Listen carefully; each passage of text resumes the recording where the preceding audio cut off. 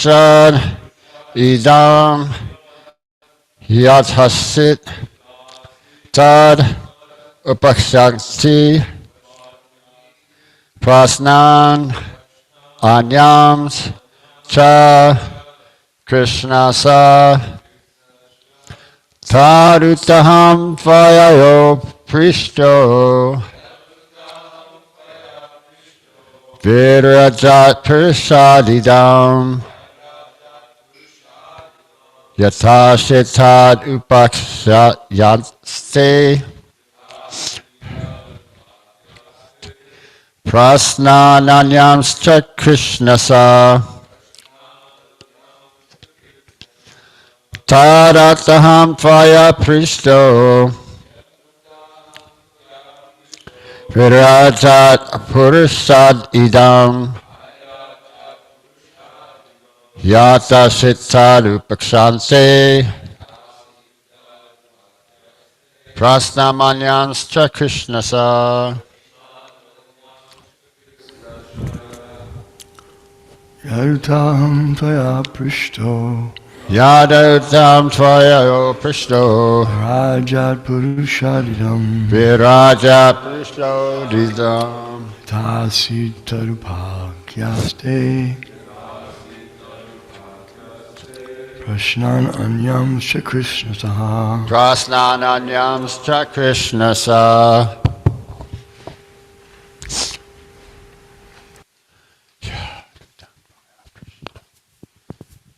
Krishna. Yat utaham tvaya prishto Yadataham Tvaya Pristo Vairajat purushadidam Rajat Prasadidam Yatasitat upakyaste Yatasitadupakshante Prashnan anyam shchakrits nashaha Prasnanamyamscha Krishnasa Yadutahang Tvaya Prishto Yadutaham Tvayo Pristo Vairajat Purushadidam Vairajat Prasadidam Yatasi Tarupakshyaste Yatashitadupakshante Prashnan Anyang Chakritsna Shaha Prasnananyamscha Krishnasa Yadutaham Tvaya Prishto Yadutaham Tvayo Pristo Vairajat Purushadidam Vairajat Prasadidam Yatasit Tarupakyaste Yatashitadupakshante Prashnan Anyamscha Kritsnashaha Prasnamanyamscha Krishnasa Yadutaham Tvaya Prishto Yadutaham Tvayo Pristo Vairajat Purushadaham Vairajat Prasadidam Yatasitadupakshase Yatashitadupakshante Prasananagyamscha Krishnaha Prasnananyamscha Krishnasa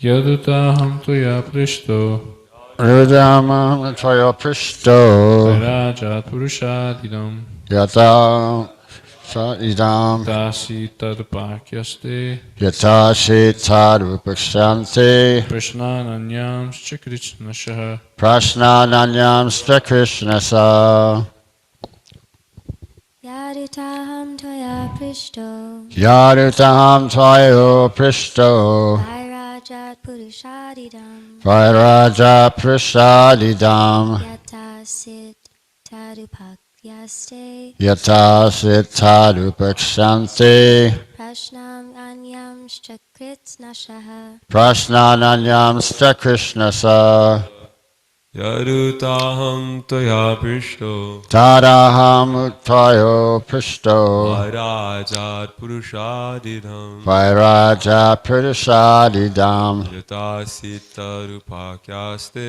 Yatashitadupakshante Prashnananyam Chakritsnashaha Prasnananyamscha Krishnasa.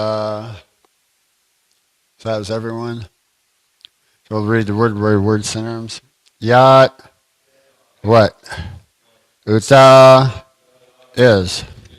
However, aham, I, by you, prishta, I am asked, virajat, from the universal form, purushat, from the personality of Godhead, idam, this world, yata, as it, asit, was, tat, that, upakshanti, I shall explain, prashnan, all the questions, anyan, others, cha, as well as, Krishna, in great detail.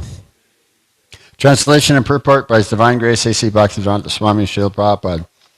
O King, your question as to how the universe became manifested from the gigantic form of the personality of Godhead, as well as other questions, I shall answer in detail by explanation of the 4 verses already mentioned. As stated in the beginning of the Srimad Bhagavatam, this great transcendental literature is the ripened fruit of the tree of Vedic knowledge. And therefore, all questions that can be humanly possible regarding the universal affairs, beginning from its creation, are all answered in the Srimad Bhagavatam. The answers depend only on the qualification of the person who explains them. The 10 divisions of Srimad Bhagavatam, as explained by the great speaker Srila Sukadeva Goswami, are the limitation of all questions, and intelligent persons will derive all intellectual benefits from them by proper utilization. This end the Bhaktivedanta purports of the 2nd canto, 9th chapter of Srimad Bhagavatam, entitled Answers by Citing the Lord's Version. So this is Sukadeva Goswami, he's speaking, and he's addressing Maharaj Purskat. He's the king.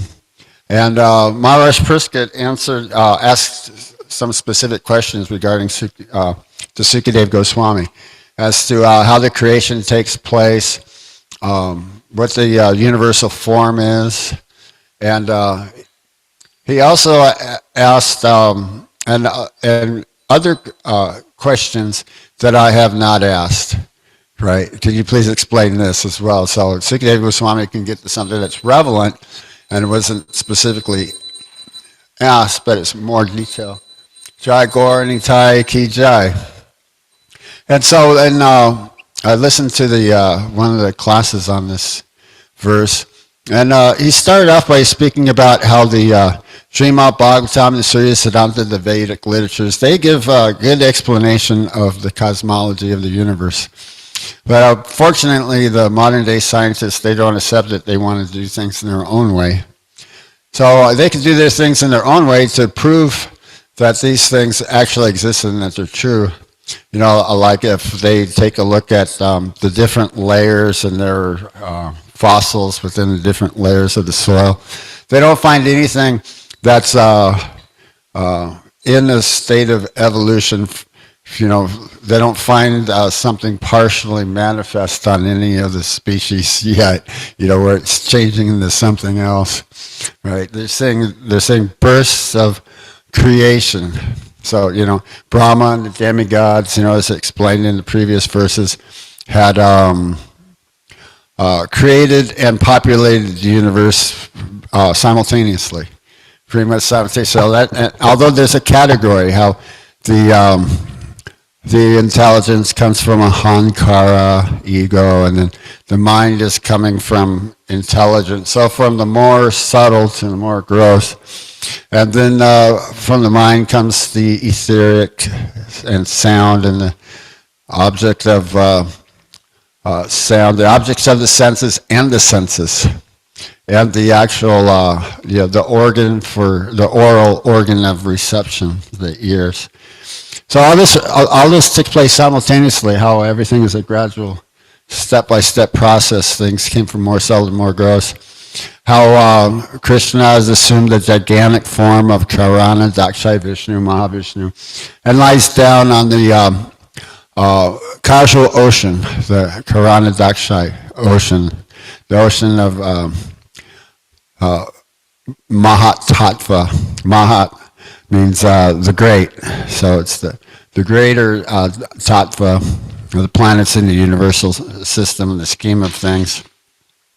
Where in each universe, where Brahma is the secondary creator. So this is what Sukadeva Goswami had explained to Maharaj Prisket, and what Krishna spoke to Brahma. Brahma heard two syllables, the 16th and the 21st. And that was ta and pa. So put together, it's ta pa, it's austerity, penance, religious activities, meditation. So Brahma, he began the business of tapasya. And then he saw the expanse of the spiritual sky. Maharaj spoke on one of these verses and had a nice explanation of the description of the spiritual sky. Well, what Brahma saw, he saw the devotees there as four-armed forms similar to that of Narayan or Vishnu, and similar yellowish, lightning-colored, bright clothing, and they're engaging in devotional service. And he saw Krishna, the Supreme Personality of Godhead, and now he's being worshipped and served and engaging in his pastimes. And Krishna spoke the 4 verses to Sukadeva Goswami. I was just listening to a Prabhupada verse in Bhagavad Gita just yesterday, and Prabhupada was giving reference to the Chatur Shloki.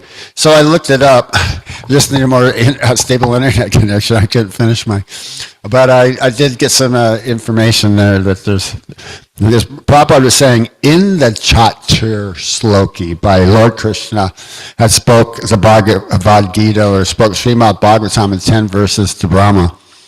But in I believe it's in the 11th canto, there's something called the Uddhava Bhagavad Gita, where Krishna spoke the Bhagavad Gita to Uddhava.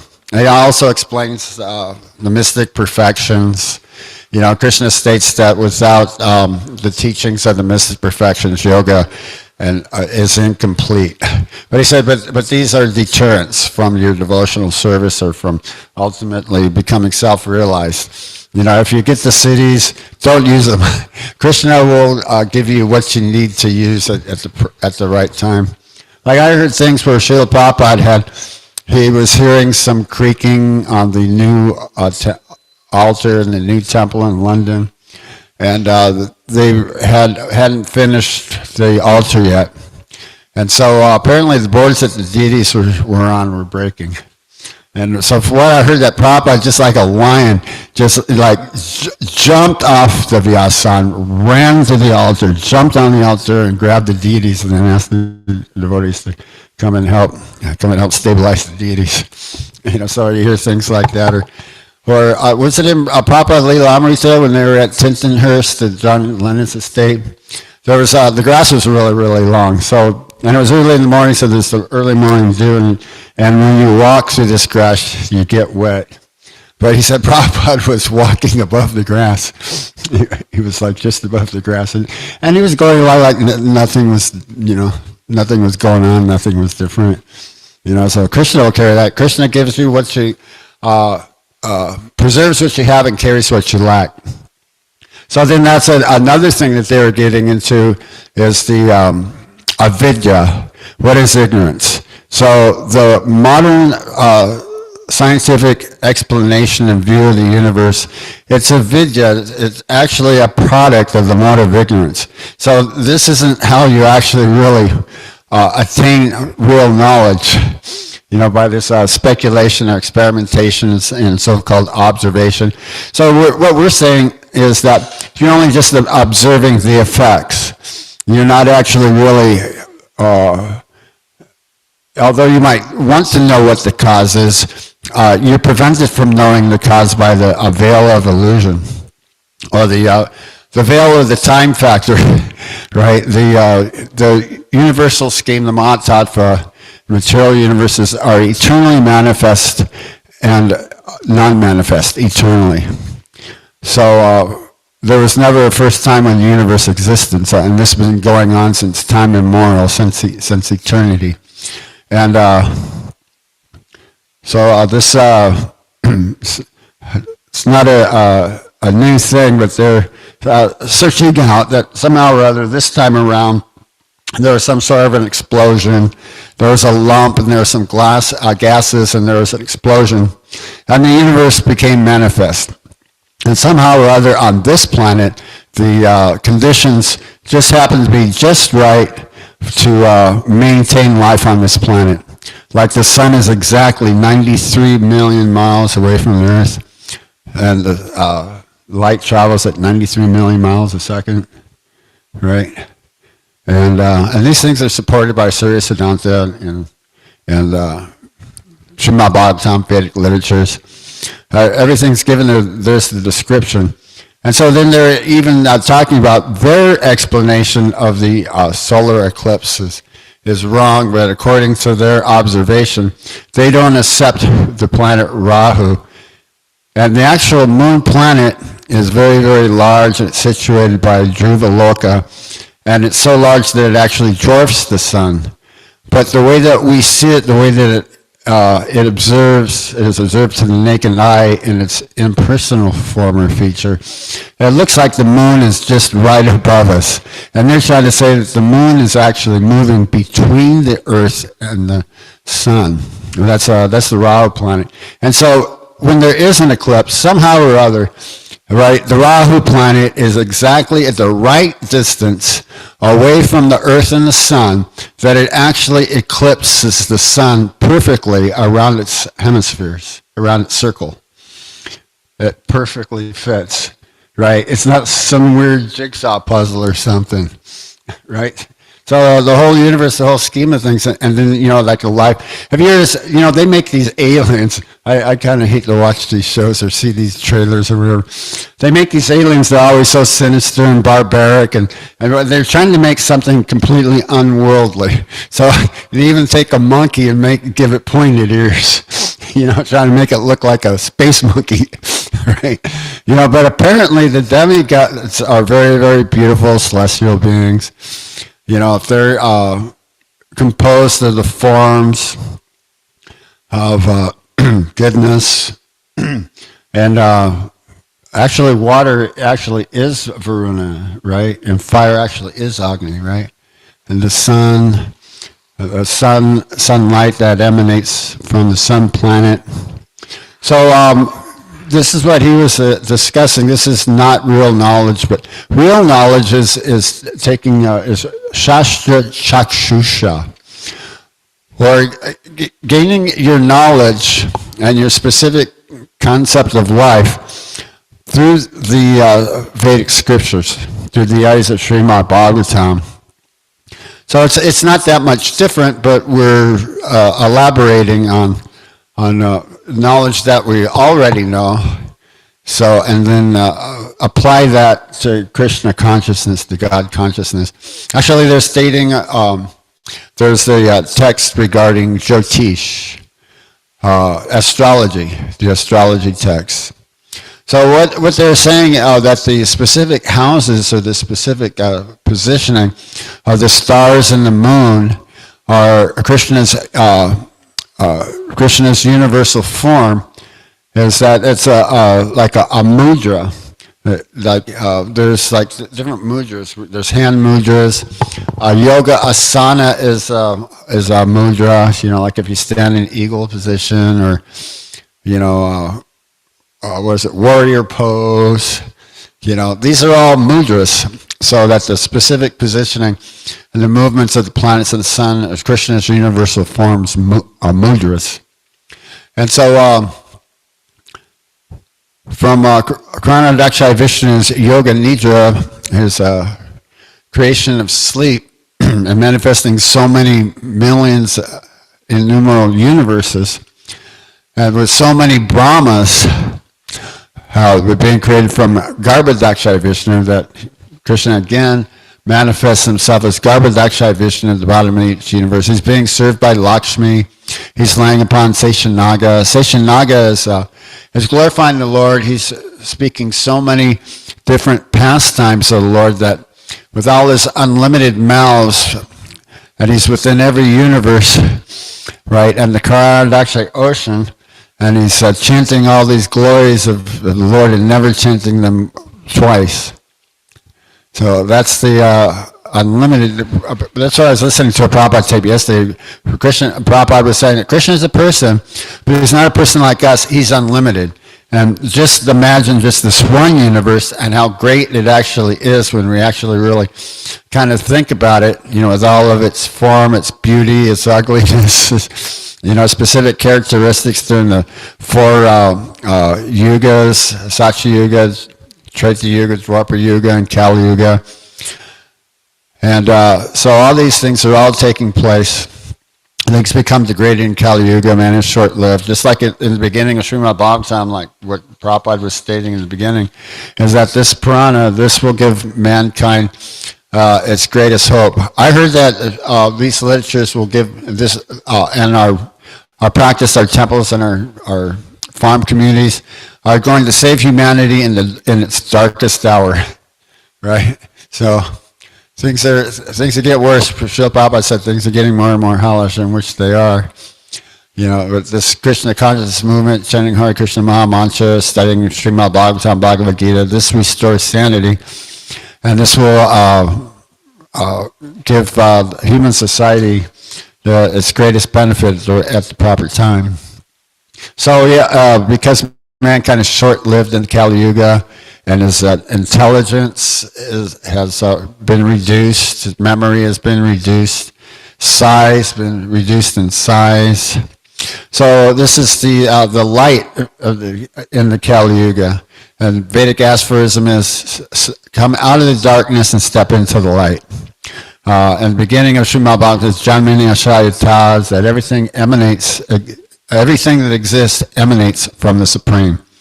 So Prabhupada was talking about how in the Reservoir of Pleasure, and there's a tape for this too, as Maya Dakshina, Krishna says, this is my Maya, right? Devi Esha Gurmani Mama Maya Dracha. You can't get out of this Maya, not by yourself, by your own endeavors. You can take thousands of millions of years speculating, taking birth again as yogis and different philosophers and scientists, and continue to speculate, but you won't come to the proper conclusion of worship and service to Krishna, and Krishna's form and abode is described. And you won't be able to speculate on these things. You won't be even able to reach it. It was saying that even the Mayavadis, impersonalists, they can't even attempt to reach even the red glowing nails of Vishnu, right? It actually tears them apart, tears them asunder. If they're impersonalists, they want to become impersonal, void, or without personality, unembodied, unembodied and situated in light as a light particle of Krishna's Brahman Jyoti. So that's Jai Gaura Nitai Ki Jai. So that's part of the Vedic culture, but real meditation means meditating on Vishnu or Krishna, not on anything impersonal or void. But the yogis, they meditate on Brahman, Paramatma, and then come to devotional service, meditate, and serve Bhagavan. So, he's talking about, so there's a lot of stuff being left around. They're digging up bones and fossils, and apparently they dug up some fossilized eggs, so it's giving them some understanding of prehistoric birds. They're really, really big, but their explanation of these things are erroneous. They're saying that these things began millions of years ago in the beginning of creation. They evolved themselves away, and all that's left is some crystallized, petrified fossils, in the ocean and underground. There's another explanation for these. And one of them that I heard is that due to genetic engineering, that they had, the scientists had created or wanted to create a more productive work animal. So they have made these larger animals, these big giant woolly mammoths. I guess, what was that, around 2007? All of a sudden, these helicopters flying over, like, near the, what do you call it, the polar ice caps, the North Pole and the South Pole, right? Antarctica. And all of a sudden, they started noticing that certain things were emerging from the melting snow, right? They found, like, one man, and they say he's from Italy, and according to what was in his stomach, the specific grains and beans that he had in his stomach, they saw that he was Agarian, right? Yeah. So, and according to the clothes and style of his clothes and his shoes, that was the style, that's the kind of clothes that they had worn in Italy, in prehistoric times. Basically, prehistoric means before recorded history, prehistoric, right? Basically, when they say prehistoric, they're thinking about cavemen and dinosaurs and bones and museums and, a violent world in which to try to survive in, but that's not actually the fact. It actually just means before so-called recorded history. And even then, the demons, they do a pretty good job at rewriting history and getting rid of stuff. Banned certain books or burned down the libraries. The library in Athens and Greece was burned down.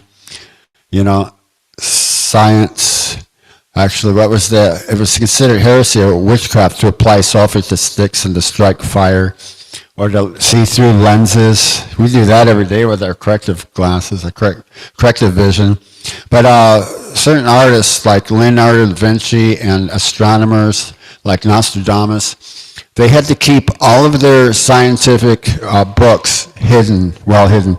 They hid them in the walls and hid them under the floorboards. And specifically what they needed to hide was their mirrors.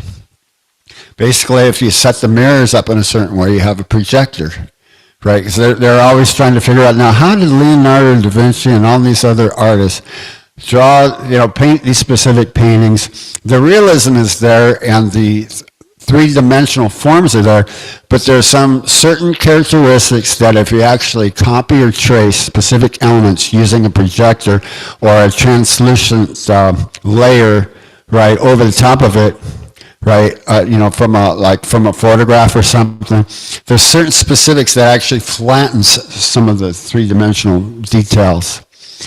So they're looking at Leonardo da Vinci's paintings, and they're looking at the table and the tablecloth and some of the items, the fruit and the bowls and things that are on the table and on the items, and they see how these things are actually kind of squished together like that. So, this is a good indication that he used the mirror.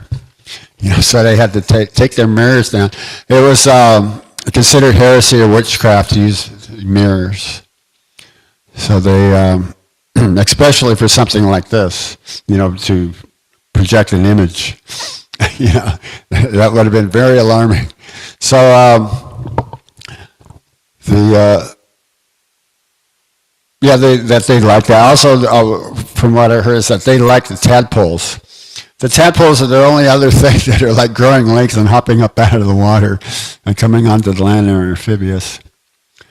So we can take the knowledge and take the advice of our spiritual master. This is the way Krishna wants to be approached.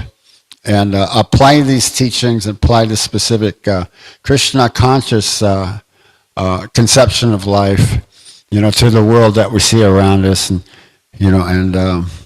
eradicate the misery and the upside down, what do they call it, topsy-turvy position that we're in the Kali Yuga, like that, where they're actually denying things, want to change history, get rid of things, and so therefore, the only thing that we actually know, that was the other thing that the class was getting into, that Aham Brahmasmi, is that we are not the material body, we're a spiritual soul, right? And we're the whole process, whole scheme of the creation of the material universe is to return home back to Godhead by engaging our present senses in the service of the Supreme Personality of Godhead and purifying our senses and our mind And the goal would be to engage in devotional service with purified senses and mind, right? At first it's drudgery, but then, it becomes a way of life. This is your pleasure, things just aren't the same, unless you're thinking about Krishna. So that's the whole scheme of things, the whole point. So anybody have any questions or comments? Yeah, Arya? Thank you for a very nice class, Prabhu. All right, thank you.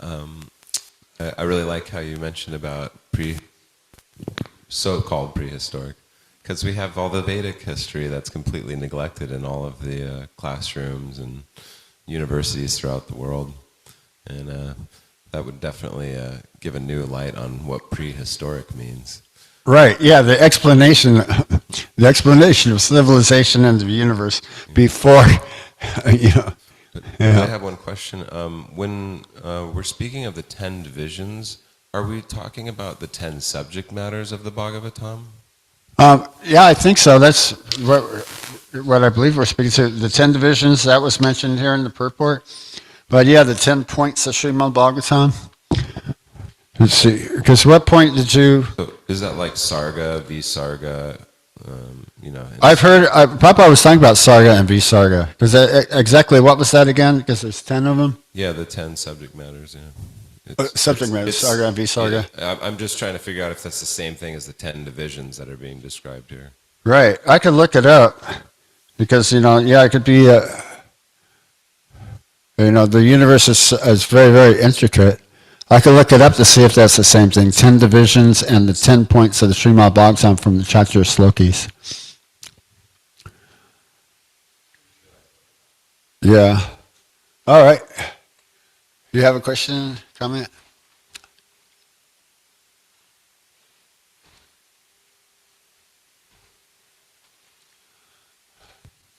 I was just wondering, why will chanting and studying save humanity?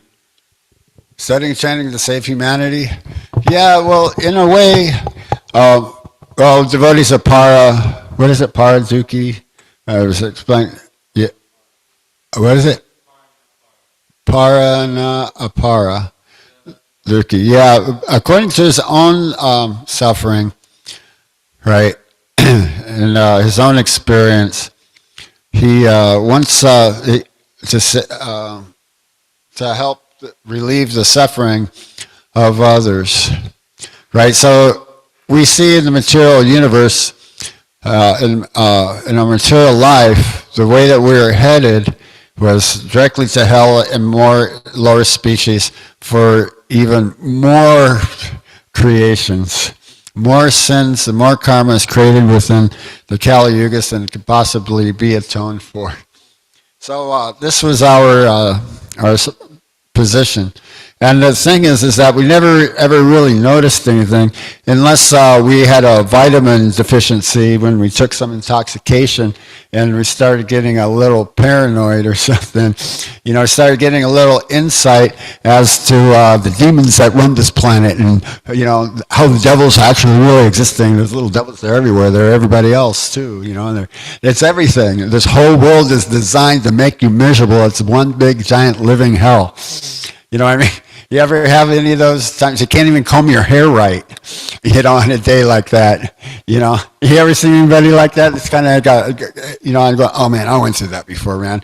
I took too much LSD the 2 weeks for Christmas vacation. You get a little burnt out, you smoke a little pot or something. Then all of a sudden, yeah, you're like, kind of like inhibited to, inhibited? I can't state. Inhibitions, yeah, you're kind of like inhibited. I can't say it with my teeth in there. But anyways, yeah, you're like really, really sucked up into yourself, and you're hoping maybe other people don't notice it. You definitely got brain fog. You're just not thinking at your best, right? And then on top of that, how evil everything actually really is, My buddies would tell me, man, that stuff will make you run down the street, running from the traffic signals. You'll be afraid of your own shadow. Yeah. So what's actually the question? Or was oh,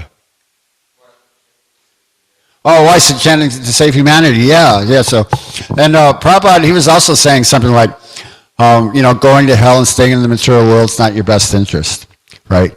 It's not what you actually really want. It's not what you're actually really going to enjoy. If you're kind of thinking like, man, I got to get that new TV, I got to get the Shears model of car, I just got to get this position at this specific company, So you're doing all the research, about the company and everything, trying to, get all your credentials together. But making preparations for staying in the material world. Prabhupada was saying you take your apartment and you decorate your apartment very nicely, but you have to leave. You can't stay there forever. You have to leave. So you're get kicked out of your body. But the whole world right now is in this position where they're going to hell and they don't even know it. They think it's progress. You walk into the supermarket and you have to walk in past the meat market. I guess they put all that stuff, it's just like right there. And you see the scientific, science fiction horror of it all, it's behind the cases, and it's sold for human consumption and it's cut up and sliced. I don't even look at it anymore. I know that it's there, I know the people are there, and I kind of feel sorry that none of these people know that this thing is wrong. They think they need it. They have no idea that because of what you're eating, it's actually sinful activity, or actually any activity done without God consciousness is actually sinful activity. But what we're actually talking about is activity that is karmic reactive, whether giving in charity, excavating parks and wells, the mode of goodness, cultivation of the mode of goodness, cultivation of the mode of passion, or cultivation of the mode of ignorance. So that's exactly what's going on here. Avidya, our knowledge, is erroneous ignorance, right? It's that's leading people to hellish conditions. Their next life is bleak just because of what we actually really believe the universe to be, or what it is they've told us that we actually really are. We don't really know. Right? So because Prabhupada was saying, because the people are rascals, they don't ask, okay, well, who set the explosion? You just say there's some explosion, and because you're rascals, you just accept, okay, there's just some explosion, and all this intricate, scheme of things have come into place. And if you were to say anything else, like those barbaric demons and space monkeys and stuff, if you were to say anything else, you'd be considered crazy. You know what I mean? Yeah, you have a question?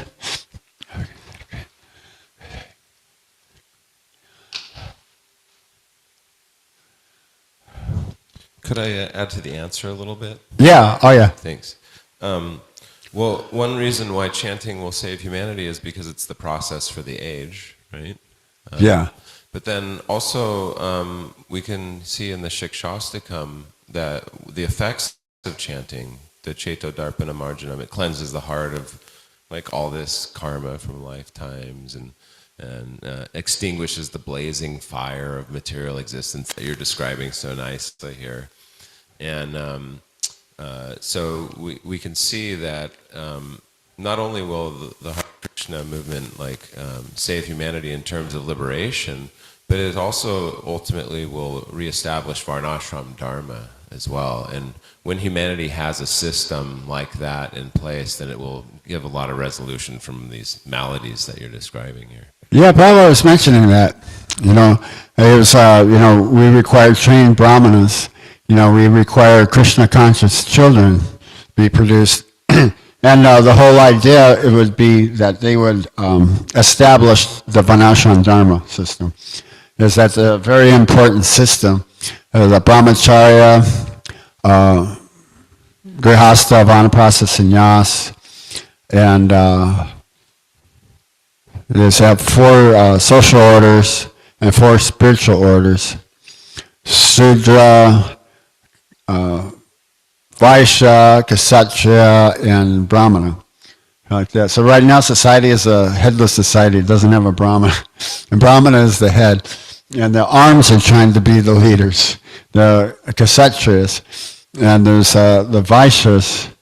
And apparently, I guess some very, very powerful Vaishyas are controlling the government, getting the government to pass laws in their favor for their recklessness. You know, and they're totally wrecking the environment because of it.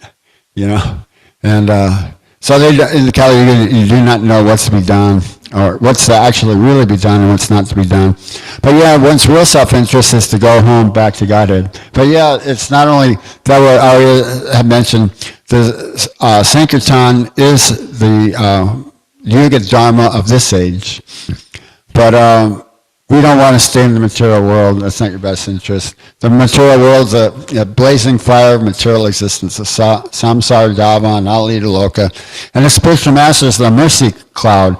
It comes to pour the rain of mercy onto the living entities, onto society. So to alleviate that suffering. So one's real best interest to go back home, back to Godhead. So we're looking into the best interest, the highest welfare being for all of humanity is to go home back to Godhead. So yeah, Chaitya Darpana Marjanam, and then let's see, the clearance of the impure mirror of the mind, or clearing the dust accumulated for lifetimes upon the heart, and all living entities are benefited. It's compared to the moon. The moon shines its pleasing rays on everyone and on everything indiscriminately, just like the sun does that. Purifies even the dirtiest places. So we can continue going on chanting and carrying this message out to others, and encourage others to become devotees and then chant Hare Krishna. So does that answer your question?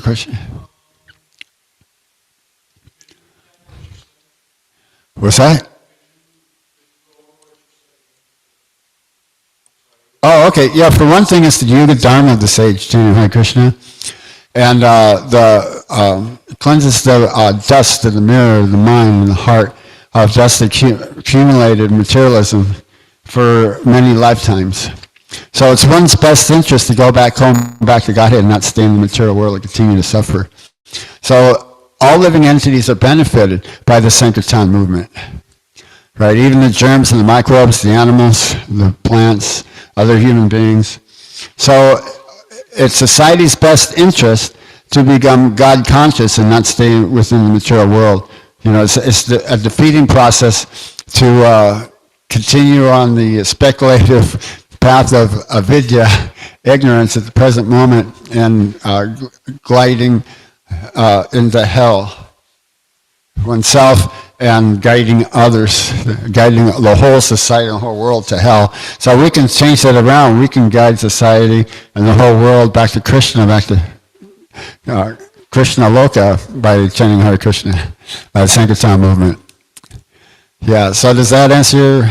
Yeah, because the devotees, they feel for the suffering of others.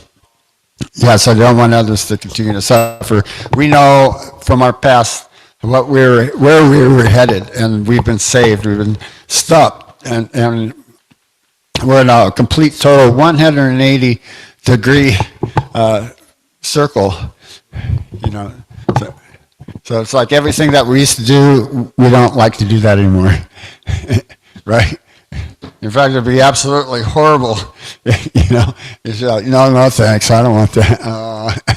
No, you know, you really don't. You know, so you get a taste, and develop a higher taste, and develop higher pursuits. You know, more intellectual pursuits of spiritual matter.